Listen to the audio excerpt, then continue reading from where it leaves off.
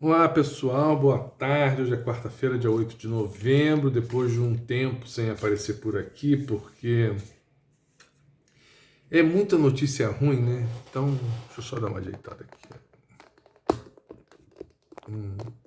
Acho que não ficou bom. É muita notícia ruim e dá um desânimo, sinceramente. Às vezes a gente assim, caramba, quando parece que o mundo vai dar uma certa melhorada e aí não melhora. Temos problemas, óbvio, né? Em Israel e Gaza. Na verdade, o problema maior é em Gaza. O problema de Israel, apesar de trágico, lá no dia 7, como eu já disse aqui, ele passou, né?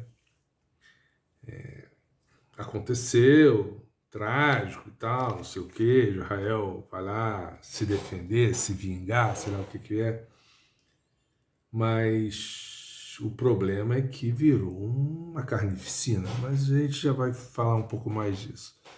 Temos problemas também em Madrid, na Espanha, onde a extrema-direita ontem praticamente tentou um levante contra o governo, que é de esquerda, enfim.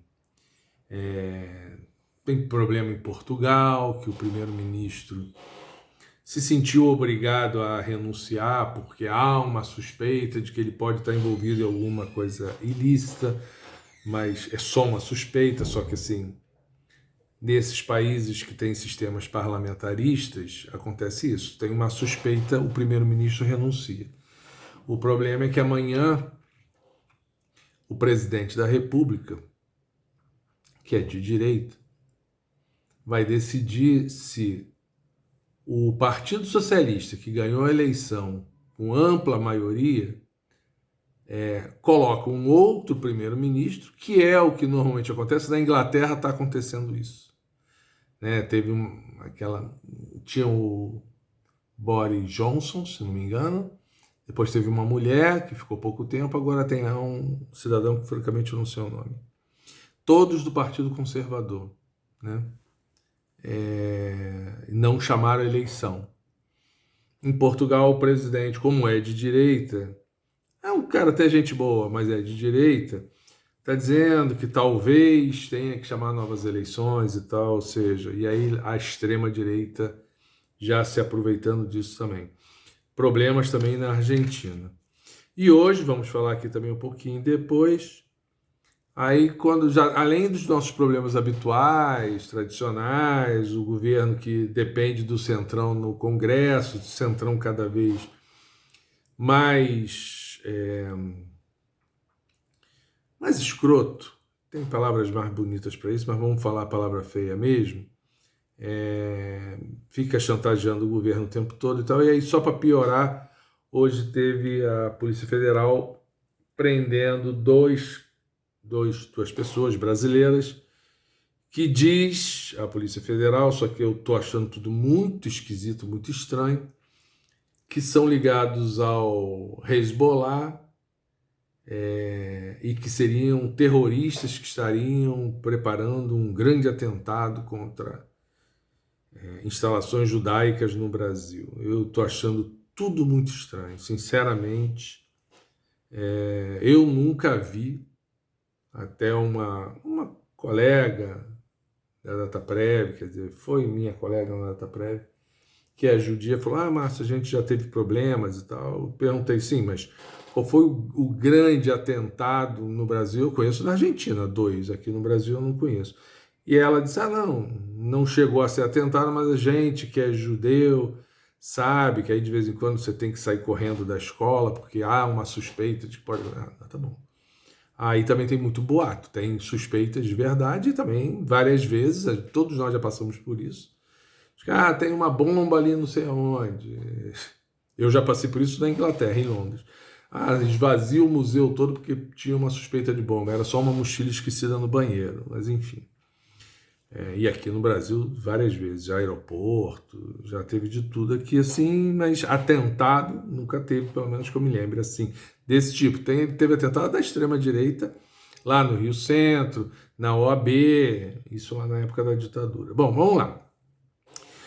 Como eu estou há um tempo sem falar, tem coisas aqui que são da semana passada. Por exemplo, o embaixador de Israel foi expulso do plenário da ONU na semana passada, enquanto o embaixador do Irã falava. O embaixador do Irã estava falando e ele, embaixador de Israel, desrespeitosamente interferia e impedia que o embaixador do Irã falasse. E aí, óbvio que a segurança da ONU chegou para ele e disse assim: o senhor tem que se retirar. E retirou o embaixador de Israel da ONU. Isso teve pouquíssima divulgação na mídia, porque, óbvio, essas coisas eles tentam, assim, fala rapidinho, mas para você não escutar mesmo, para você não prestar atenção. Também na semana passada, Israel bombardeou mais hospitais e, inclusive, bombardeou ambulâncias que estavam na porta do hospital para sair. Tinha um grupo, 5 ou 6 ambulâncias, para exatamente transferir feridos dali para regiões que parecem mais seguras em Gaza, só que como todo mundo que está em Gaza e já saiu de lá também diz, em Gaza não há lugar seguro, né? Pois bem, as ambulâncias estavam lá e foram bombardeadas. E aí Israel não negou. É assim, jogamos bomba assim. E aí a desculpa é assim. Aquele outro hospital, lembram?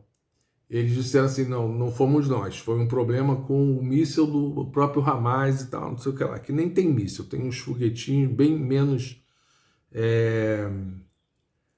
Que causam muito menos destruição do que os mísseis israelenses, por exemplo.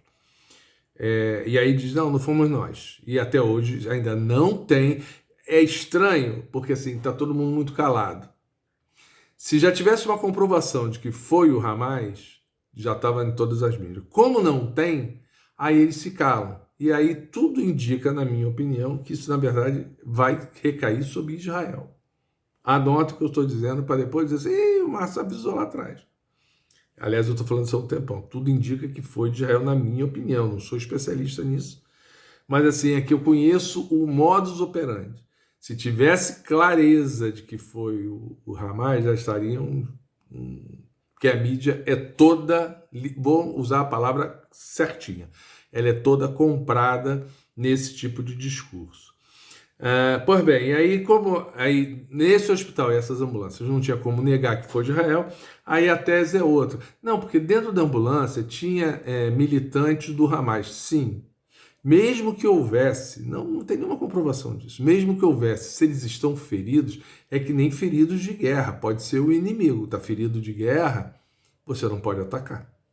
Ambulância você não pode atacar. Até, a gente já viu isso em diversos filmes, até atacam, mas que na verdade não pode, que é crime de guerra, é crime de guerra. Vamos deixar as coisas claras. Também na semana passada, Israel destruiu a maior universidade de Gaza. A maior universidade de Gaza. E aí, assim, fica cada vez mais claro que o projeto é acabar, é destruir completamente a vida atual e futura dos palestinos. Já há uma conversa que eu também já falei aqui, que o norte, que eles dividiram Gaza ao meio. E aí pediu para o pessoal do norte descer. No início o pessoal até não desceu tanto para o sul, mas depois com os incessantes bombardeios criminosos, acabou que as pessoas, muita gente foi saindo para não morrer no norte. Só que não adianta muito que eles estão bombardeando o sul também, tá? Mas enfim, e aí agora já há uma conversa que está incluída. Até os Estados Unidos disseram: não, assim não. É de que assim eles vão tomar o norte. E eu estou falando isso também há um tempo. Eles estão destruindo de uma tal maneira todo encanamento de gás, água, toda a infraestrutura, que depois Gaza não vai ter condição, os palestinos não vão ter condição de recuperar aquilo. E eu já falei isso, Israel vai acabar tomando aquele pedaço lá, e aí vai encurralar mais ainda os palestinos. Não só isso, mas um ministro de Israel, aí já foi essa semana, disse que é é possível que Israel jogue uma bomba atômica em Gaza. Gente, primeiro mostra o caráter dessa guerra e o caráter do governo de Israel e do Estado de Israel. E a segunda coisa é que, assim, por menor potencial que tenha, uma bomba atômica ali afeta também os israelenses e os egípcios, né? E os jordanianos, enfim, os libaneses, enfim. É essa insanidade, como diz o Lula. Uma deputada dos Estados Unidos, de origem árabe, no Congresso, criticou Israel. Isso foi essa semana, segunda-feira, salvo engano meu. E aí ela teve uma votação e, por maioria, ela foi repreendida. E o que quer dizer o seguinte, ela foi repreendida pela maioria republicana, ela é democrata, que não é grande coisa, porque o governo que está apoiando Israel é democrata, né? Então, eu falo isso também há muito tempo. Nos Estados Unidos não faz muita diferença ser republicano e democrata, tá? As diferenças são sutis e mais para as questões internas dos Estados Unidos, não para as questões externas.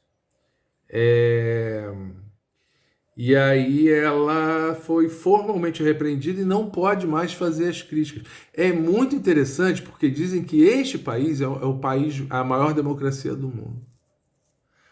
Uma deputada não pode fazer uma crítica a Israel. Ela não fez uma defesa do Hamas, ela não defendeu que matasse todo o povo de Israel, ela não defendeu que acabasse o Estado de Israel, ela fez uma crítica à ação que Israel vem tendo dentro de Gaza.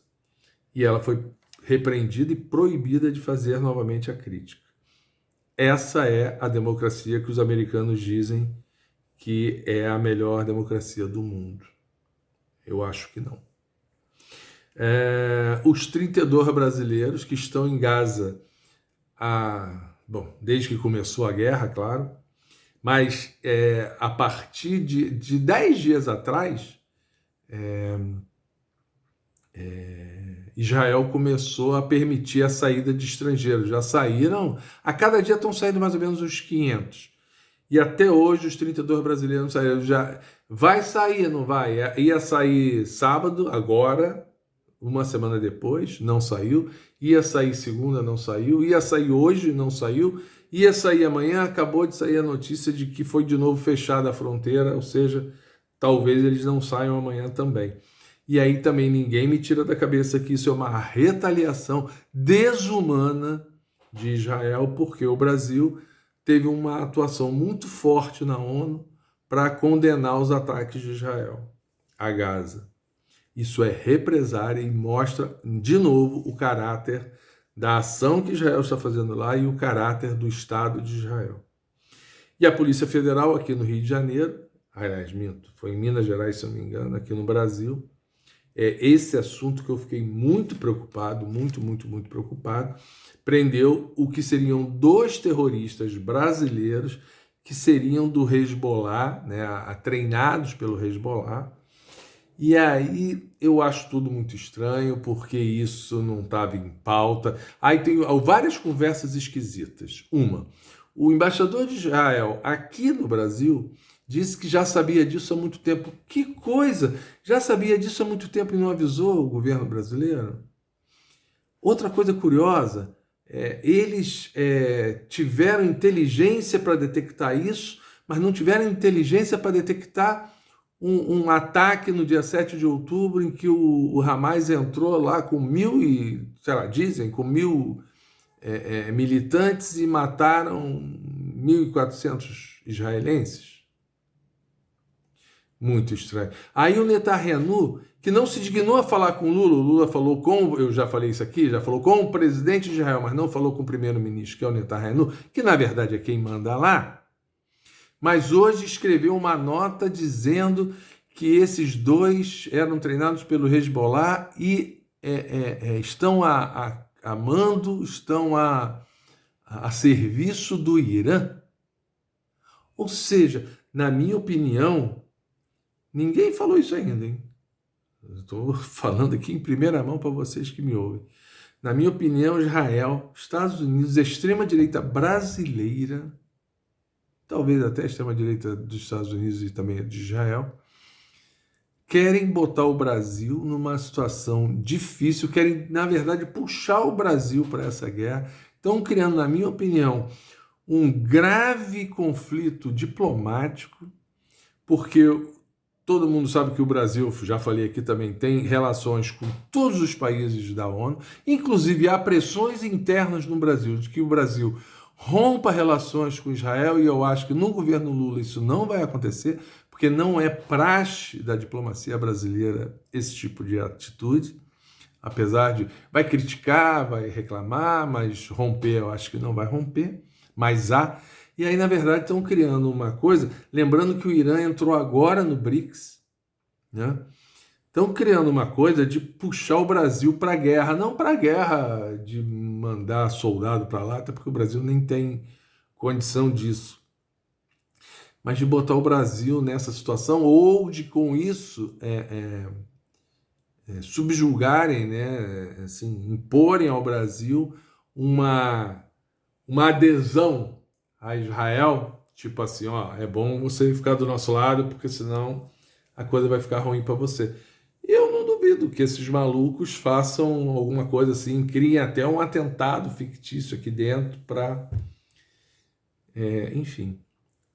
Só mais um detalhe, que também pouca gente está falando, o embaixador de Israel, hoje, esteve reunido com o Bolsonaro, em tese, mostrando cenas, né, filmes do que o Hamas fez com os israelenses lá. Que coisa, né? Ele vai chamar o ex-presidente, né? Chamava o atual presidente, chamava o embaixador do Brasil para ver, olha aqui, eu queria que você visse isso aqui, tá bom, vai ver. E aí provavelmente o embaixador vai dizer, pois é, mas também tem esses outros vídeos aqui mostrando o que acontece em Gaza. E, gente, eu já falei isso para vocês diversas vezes, eu, por conta do Twitter especialmente, eu recebo muitos vídeos de lá, são horríveis, eu não repasso, os mais brabos eu não repasso. Eu já vi criancinha de bebê, assim, com a perna pendurada, explodida por bomba. Eu já vi vários bebezinhos, mas bebezinhos mesmo, sofrendo massagens cardíacas para tentar recuperar a vida e não conseguem, a criança morre no vídeo. Criancinha, bebê de meses. Várias crianças sendo retiradas de escombros, algumas ainda vivas, outras já sem vida. Pais carregando crianças completamente parecendo um boneco porque estão mortas. Médico que estava trabalhando no hospital e entrou a sua família quase toda morta, e o cara trabalhando teve que assistir ali os seus entes queridos mortos, filhos, mãe e tios.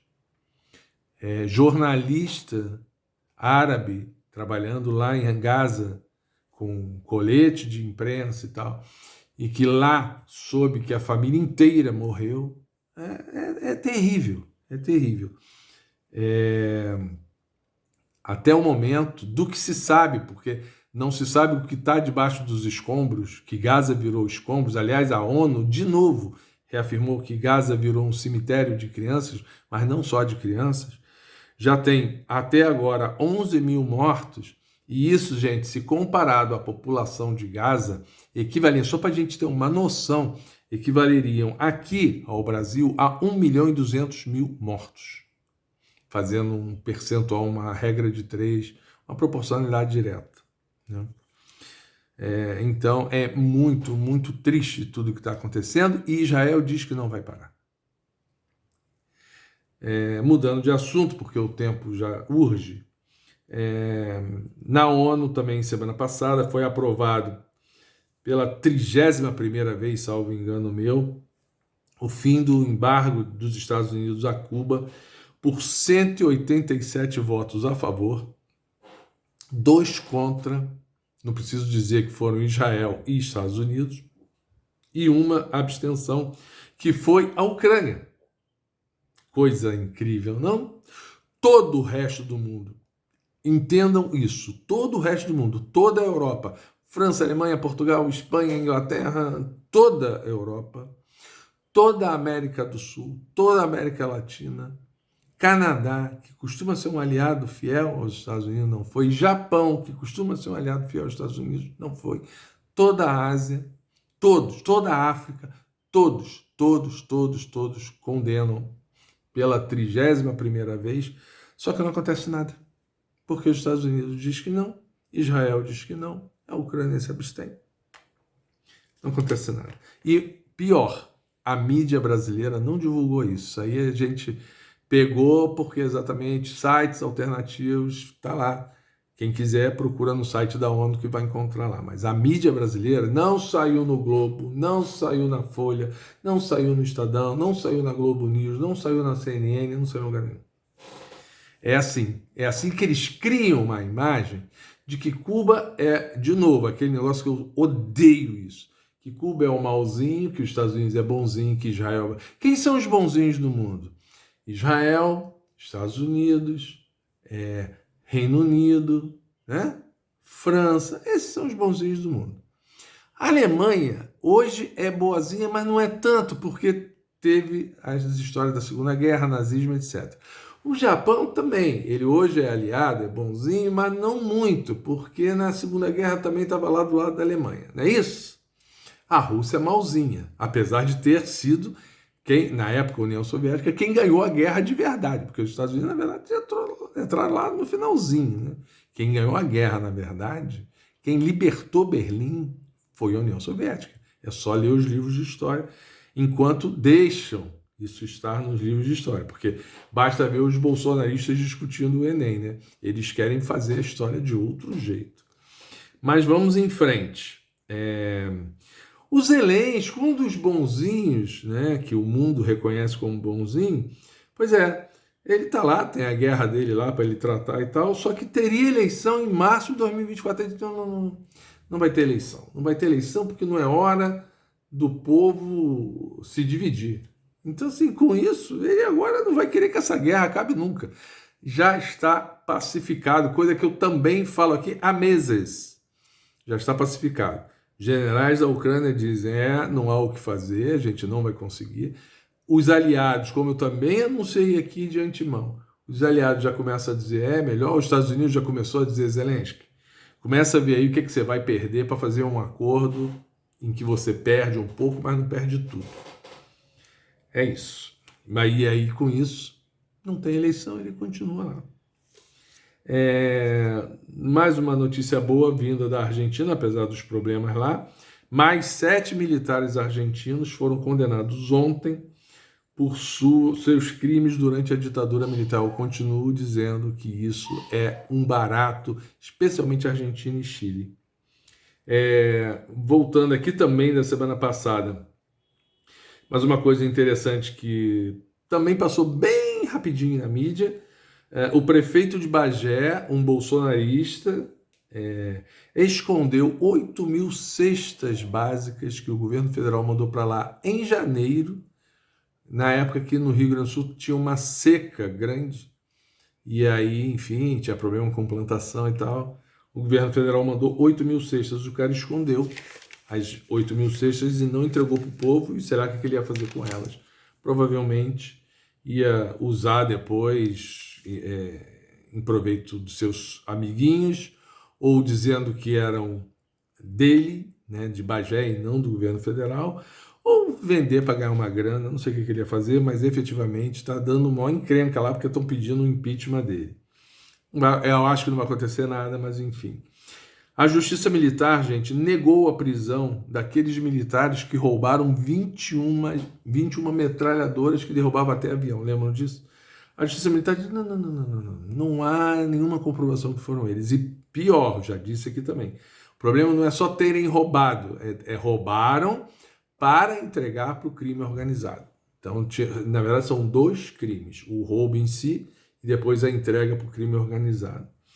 E, gente, a falta de luz em São Paulo desde sexta-feira até hoje, 30 mil, foram milhões, né? Agora, até hoje, 30 mil residências, não são pessoas, 30 mil residências, você pode multiplicar isso aí por 3 ou 4, continuam sem luz. Claro que agora são os bairros mais populares, favelas, etc.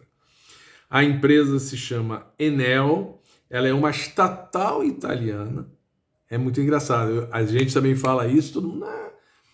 O Brasil faz privatizações e quem compram são estatais alemães, italianas, chinesas, né? E aí tem um jogo de empurra entre governador e prefeito, porque o prefeito, a contratação é do governo do estado, mas o prefeito tem que alinhar a atividade junto com a empresa, assim, tá? Tem que podar a árvore, aí a empresa tem que ir lá desligar o cabo, que é para não correr risco do cara da prefeitura morrer eletrocutado, e aí eles não se entendem, com isso as árvores não são podadas, os fios não são cuidados, a empresa tinha por contrato que enterrar os fios, até hoje não enterrou, e aí o prefeito vem e diz o seguinte, vamos criar uma taxa para as pessoas de São Paulo para ganhar dinheiro e enterrar os fios, ou seja, cobrar mais das pessoas para fazer o que a empresa já deveria ter feito e não fez. Aí teve um monte de crítica, ele falou, não vai ser uma taxa, vai ser uma contribuição voluntária. Então aquela rua que quiser, paga e aí enterra os fios ali. Aí, gente, é impressionante, ninguém da empresa, eu vi várias entrevistas dele, ninguém da empresa faz uma pergunta básica. Legal, nesta rua aqui temos, vamos pensar numa ruazinha pequena, 50 moradores. Se nem todos os 50 concordarem, só 20 concordarem, e aí? Só 20 vão pagar a taxa e vai enterrar para os fios daquela rua inteira? Tá, vamos ser legais? Os 50 toparam, então tá, vai enterrar. Só que esse fio não nasceu ali naquela rua, esse fio vem por outras ruas. Aí se a rua do lado, onde o fio também vem, não resolver pagar, aí o fio ali não é enterrado, aí o fio vem pelo alto, aí chega numa rua que pagaram essa taxa extra, aí enterra aqui, aí na outra rua não pagaram, aí sai de novo, vai pelo pó. Uma conversa para boi dormir, e a imprensa, o cara fala isso na cara do... Eu vi isso na Globo News com 5 ou 6 jornalistas, nenhum jornalista falou que isso é uma barbaridade, isso não existe. É só conversa para boi dormir para tentar livrar a cara. E o mais interessante, até agora, ninguém tomou nenhuma atitude contra a empresa. Multar, desabilitar, rescindir o contrato, sei lá. Não dá, gente, não dá. Olha, realmente é desanimador. Eu estou numa fase muito difícil, porque assim, quando eu olho, eu digo, gente, como é que a gente sai dessa encalacrada toda no Brasil, no mundo?